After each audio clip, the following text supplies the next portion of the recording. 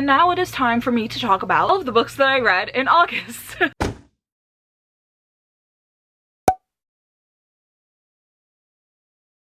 Okay, so one fun fact about August is that every single book that I read, I got from the library. I think only one of them I actually own. I started off August really easy on myself, and I started off by reading The Bench by Megan, the Duchess of Sussex. This is a children's picture book that depicts a mother's view of a father and their son. And I thought this was adorable. It was so cute. It was like 45 pages, but if you look at the Goodreads reviews, trust you me, people are having full-on conversations and writing dissertations on this 45-page, probably hardly even 100-word picture book, just because of who the author is. I kind of had this really fleeting idea that I would read like a celebrity for a week. I wasn't able to find as many books as I thought I was going to find for this celebrity, and I only found 2. And I was debating if I even wanted to start this channel, so then I was like, do I film or not? And then I was like, oh my gosh, the books are about to be due. What do I do? What do I do? And ultimately I decided not to film the video. But anyways, I was going to read like Olivia Rodrigo for a week. The Curious Case of the Dog in the Nighttime by Mark Haddon. This book is about an autistic teen who sees his neighbor's dog is dead in her backyard, and it kind of spirals from there. He's accused of killing the dog, and then he is determined to figure out who actually killed the dog. And from there, so many things are revealed in this story that I really did not see coming. Father and his mother and his neighbors, and I was just like, wow. I don't think the story was meant to be as scandalous as it was.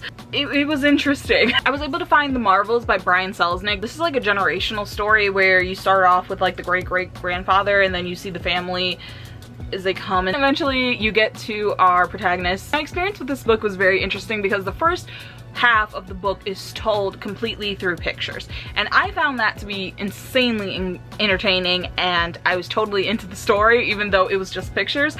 But then it switched over to being text, and I suddenly lost interest in it. I feel like I could have totally been told the story completely in pictures and I would have been totally entertained. What do I think of Olivia Rodrigo's reading taste? Well, these are obviously books from when she was younger, but I never would have picked them up if it wasn't for me wanting to do that video. And I mean, I liked them, but I didn't love them. The Summer I Turned Pretty, I read every single book in this series. This is about a girl named Belly and her brother and her kind of like brothers, but not. Her mom and her mom's best friend go to this beach house every single summer with their kids and spend the whole summer just like having fun, and they've done this for like her whole life. How do I talk about all of the books without spoiling all of the books? I guess all I can say is that I enjoyed this read. Did I love it? No. Would I recommend it to anyone?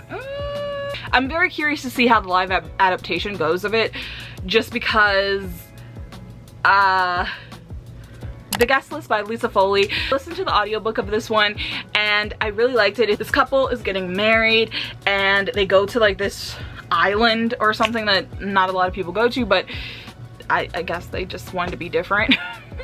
And so they go to this island to have their wedding, and look at this, someone's dead. Finding out who it was, and it was a good one. I mean, I enjoyed it, and I feel like I enjoyed it mainly because it was through audiobook, because I was so wrapped up in it. Twist totally got me. I feel like I missed a detail, and that's why it got me. Like, I must have missed something in my time of listening to the audiobook. I must have tuned out a sentence or something, because I was like, how did I not figure that out?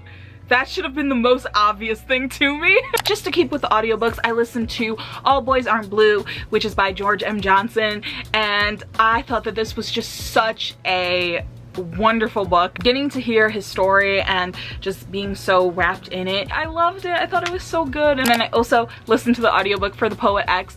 I have not read The Poet X up until this point, and I am beating myself up because I can't believe I did not read it. Poet X was just so beautiful. It's told in verse. I feel like that's maybe why I put it off for so long, because, you know, I don't really read a lot of poetry, but it was so good in audiobooking to hear the author, Elizabeth Acevedo, read it, and it just gave me chills. The dynamics in the family and relationships, dealing with the relationship with the church, it was just so interesting, and seeing the different perspective of it was just beautiful and powerful. And I get why this book is so talked about. I get it. I'm sorry I was late to the party. Then I read One of Us is Next, which is the sequel to One of Us is Lying. It was amazing. I loved it. I love Karen M. McManus's work. I can't help myself. It's true. Her writing is just one of those styles that I can just read it and enjoy it. I don't sit here and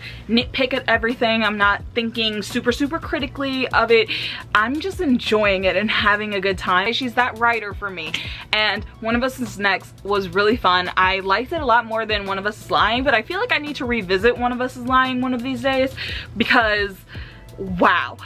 There were a lot of characters that were introduced in this series while still having the characters from the original series there, and their like families and stuff. So it was a lot of people to keep up with, especially considering I didn't refresh on One of Us is Lying before reading One of Us is Next. I didn't know I would have to. The Taking of Jake Livingston by Ryan Douglas. This is about a boy who is a medium. His name is Drake, and he goes to this private school, and eventually he starts getting kind of haunted by this ghost, and so he has to figure out what's going on with this ghost, why this ghost is sticking around, and the people that are dying and how they're connected to this ghost, and like the reasoning and everything. I haven't read many books like this, so I really wasn't familiar with like the topics and like the vibes, but it still was very enjoyable, and I'm really glad that I got around to reading this because it was one of my most anticipated books. And we're going to close this out with some romance. So I read People We Meet on Vacation. Yes, I did. I read the Book Talk Book of Summer. I finished it, and I thought it was okay. I didn't love it. It was not my favorite in the world.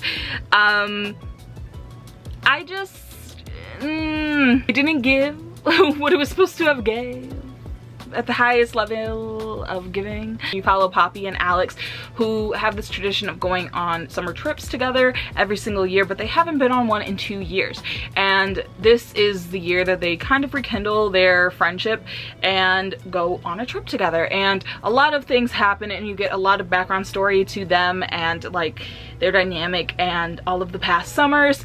And yeah, I liked Poppy and Alex's characters, but I don't really think I was rooting for them as a couple. So, but I am gonna try and read some of Emily Henry's other books to see if it was just that book or if it's the author, you know.